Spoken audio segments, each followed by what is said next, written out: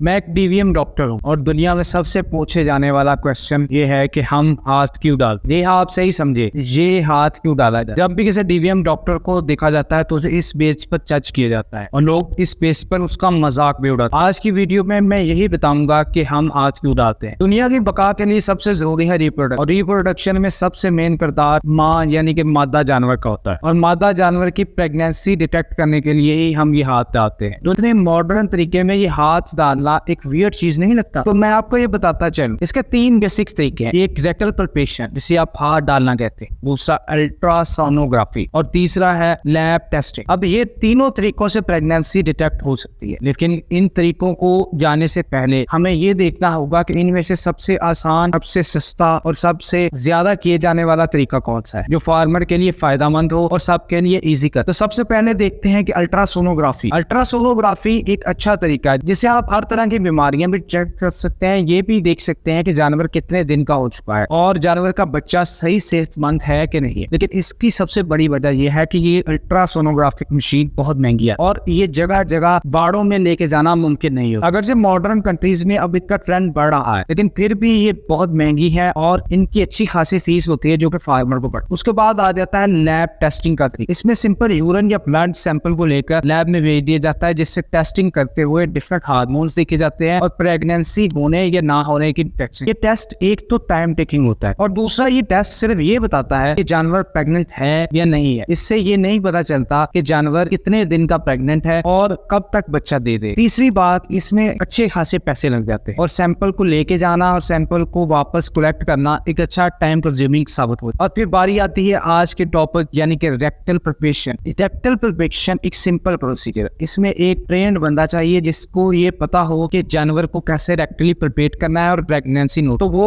वेटनेरियंस properly उन्हें पता होता है कि कैसे इसकी प्रेगनेंसी डिटेक्ट, यानी कि सिंपल एक स्लीव चढ़ाओ 10 रुपए की और जानवर को रेक्टली पल्पेट करके ये देख लो कि जानवर क्या प्रेग्नेंट है या नहीं। और ये भी देखा जा सकता है कि जानवर कितने माह का प्रेग्नेंट हो चुका है। ये इजी और चीप है और साथ में करना भी बहुत ज्यादा सिंपल है। आपको ना कोई मशीन की जरूरत है, ना कोई टेस्ट ट्यूब की जरूरत है। सिंपल स्लीव चढ़ाकर जानवर को अंदर से पल्पेट, और इस तरह से वेटनेरियन इजीली कई 100 जानवर को प्रिपेयर कर सकता है। अब आप इस डायग्राम में ही देख लो कि वेटनेरियन जानवर के रेक्टम में हाथ डाल दिया है और वहां से वो नीचे की तरफ किस चीज को देख, नीचे की तरफ यूट्रस और हॉर्न्स है। हॉर्न्स पर मौजूद ओवरीज होती है। बेसिकली ओवरीज एक एग प्रोड्यूसर्स है जहाँ पर स्पर्म्स जाके मिलता है और वहां पर बच्चा पैदा होता है। ये मैं आपको इसलिए सिंपली समझा रहा हूँ ताकि आपकी समझ में आए। इसलिए यहाँ से बच्चा पैदा होता है और वो प्रॉपर इसी चीज में डेवलप होता है। यहाँ से रेक्टली प्रिपेयर करके ये देखा जा सकता है क्या जानवर के पेट में बच्चा मौजूद है। और दूसरा, डिफरेंट एक्सपीरियंस मेथड के जरिए ये भी ट्रैक किया जा सकता है कि जानवर कितने माह का प्रेग्नेंट। तो आज आपको ये समझ लगी होगी कि डॉक्टर्स ये प्रोसीजर क्यों करते हैं और हम हाथ क्यों डालते हैं। बेसिकली ये एक सिंपल, चीप और इजी मेथड। और बहुत बड़ा क्वेश्चन उठता है कि क्या ये शुरू से किया जाने वाला प्रोसीजर है? तो जी नहीं, ये 1940 में ज्यादा मशहूर हुआ जब वेटनेरियंस ने ये प्रोसीजर स्टार्ट किया। उसके बाद ये प्रोसीजर की मशहूरी बढ़ती गई और लोगों के लिए ये प्रोसीजर आम होता है। एक फार्मर के लिए ये प्रोसीजर बहुत ज्यादा मामूली सा प्रोसीजर है और फार्मर्स अक्सर इस चीज से डील करते रहते हैं। अगर आप एक फार्मर है या फार्मिंग से रिलेटेड है तो आपने ये प्रोसीजर देखा होगा और आप तजस्सुस का शिकार भी होते हो। आज आपका तजस्सुस इस वीडियो से खत्म हो जाना चाहिए। और अगर आपको हमारी वीडियो पसंद आई हो तो हमारे लाइक, शेयर और सब्सक्राइब कर दें और हमें और बताएं कि हम किस तरह के टॉपिक्स लेके आए जो आपके लिए इंटरेस्ट